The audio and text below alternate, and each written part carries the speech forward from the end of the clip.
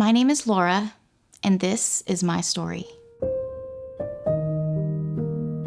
I had a C-section in July 2013, and 5 days after she was born, I started having some very heavy, unusual bleeding and knew something wasn't right.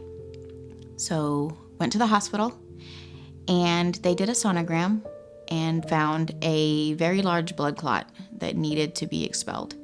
They gave me medication to basically put me into labor, and we thought that was the end of it. But about a week later, the same problem reared its ugly head, and I was bleeding quite profusely and knew something had to be done.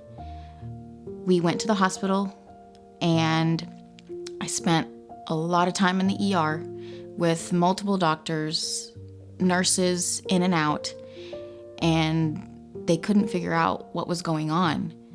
We tried multiple procedures, and every time they thought this is gonna be what fixes it, and I was still just bleeding. While I was in the ER, I had to receive 60 pints of blood and plasma, and that gave all the medical staff time to try to come up with a plan, because as soon as I was receiving those transfusions, my body was pushing it right out. What finally had to happen was a partial hysterectomy. That was the only thing that would stop the bleeding. During the time in the hospital, there were so many questions and worries just reeling around in my head. I honestly didn't know if I would make it or not. I was worried about my daughter. She's only 13 days old. And as a mother to a newborn, you want to be with your baby all the time. And I had to be separated from her for 8 whole days. My doctors did diagnose me with placental site subinvolution and disseminated intravascular coagulation, which the abbreviation is DIC. Due to complications in the delivery room, 1 in every 83 U.S. childbirths could result in the mother needing a blood transfusion. I had never donated before, and honestly, it wasn't even something that I considered.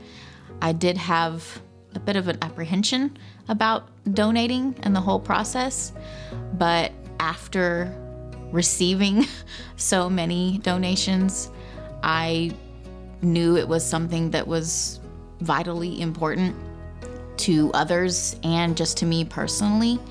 And so now I try to donate a couple times a year. Every time you donate, you could save up to 3 lives.